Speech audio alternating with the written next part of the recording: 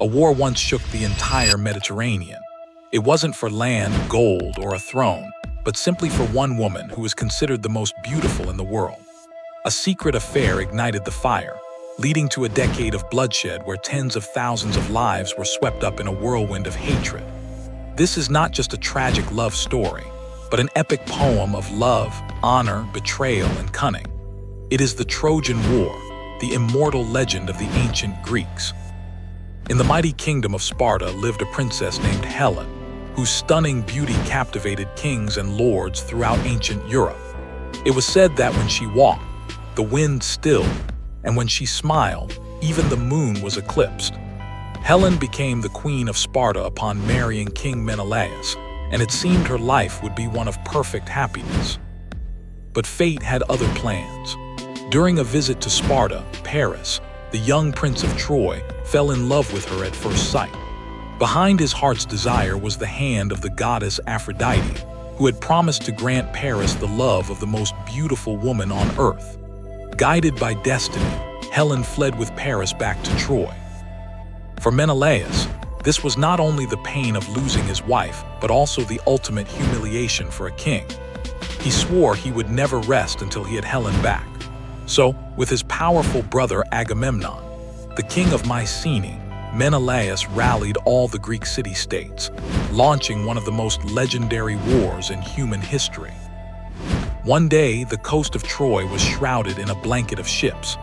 Thousands of Greek warships, with sails covering the sky, their arrows and spears gleaming under the Mediterranean sun, arrived. Proud Troy stood firm with its formidable, impenetrable walls. A ruthless war began between the two sides. For 10 long years, the battlefield was drenched in blood. This was where the greatest heroes of Greece emerged. There was Achilles, the invincible warrior with a speed like the wind, fiery eyes, and an unmatched spear. Facing him was Hector, the prince of Troy, who carried the burden of defending his homeland, fighting not for glory but for his people and family. In the heavens, the gods also took sides. Athena and Hera sided with the Greeks, offering cunning and guile. Aphrodite and Apollo protected Troy, using their divine powers to aid their soldiers. Every battle was not just a clash of swords, but a collision of deities, mixing human blood with divine light on the battlefield. Yet, no matter how many lives were lost, the scales of war remained in a stalemate, tipping neither way. On that fateful day, the sky over Troy was bleak and the wind blew cold. On the battlefield, Hector, Troy's last hope, stepped out of the city gates. Across from him stood Achilles, the greatest Greek warrior, his eyes burning with vengeance for the death of his beloved friend, Patroclus. The two heroes, symbols of their nations, approached each other. The entire battlefield fell silent, thousands of warriors holding their breath. Hector knew this could be his last fight, but as the prince and the hope of his people, he could not turn back. The clash of metal echoed as sword and shield met. Hector fought bravely, but Achilles was faster, stronger, his gaze filled with a thirst for revenge. The battle raged on with dust obscuring the sun. Then, a moment of destiny arrived. Achilles' spear pierced straight through Hector's chest. Hector fell, his blood staining the sand. A wail of sorrow rose from the city walls, where Hector's wife and young child watched. But the tragedy didn't end there. In a fit of rage, Achilles tied Hector's body to his chariot and dragged it around the city of Troy, a harrowing image for both friend and foe. Yet fate did not grant Achilles a complete victory. Soon after, in another battle, the god Apollo guided an arrow to strike his heel, his only weakness. Achilles, once thought invincible, also fell. The deaths of Hector and Achilles, the two great heroes, turned the battlefield into a place of immense tragedy, where both honor and blood were reduced to dust.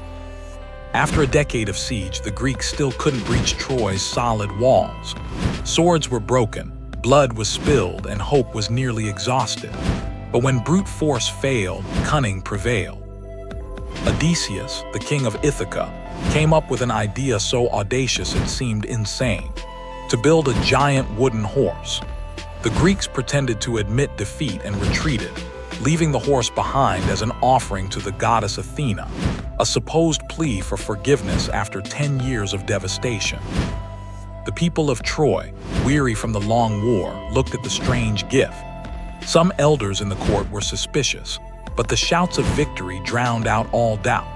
The horse was pulled inside the city as a symbol of the end of suffering. They celebrated with a great feast, wine flowing freely, and songs and dances echoing through the streets. But when night fell and the celebratory fires died down, the city gates cloaked in darkness, the belly of the wooden horse quietly opened. From inside, elite Greek warriors silently crept out, their eyes gleaming like predators. They quietly took down the guards and opened the city gates wide. And then, like a nightmare, the main Greek army returned, pouring into Troy. The clang of swords, the screams, and the cries of anguish tore through the night. Troy, the pride of the East, was consumed by a sea of fire, its end brought about by a deception that humanity would remember forever. The war ended, but its legacy lives on. We remember Helen, the symbol of a beauty powerful enough to spark a war. We celebrate Achilles and Hector, two heroes who fought until their last breath. And above all, the story of the Trojan horse remains an eternal symbol of cleverness, wit, and deceit. For the ancient Greeks, the Trojan War was not just a myth but a lesson about love, pride, and human destiny. Even today, more than 3,000 years later, it is still one of the most retold stories in the treasury of human mythology. This is the Trojan War, a 10-year epic where love ignited the flame, honor fueled the fire, great heroes fell, and cunning reigned supreme. What do you think? Is this simply a myth woven by the Greeks, or is there a flicker of historical truth behind it? Share your thoughts in the comments, and don't forget to like and subscribe to explore more human legends with me.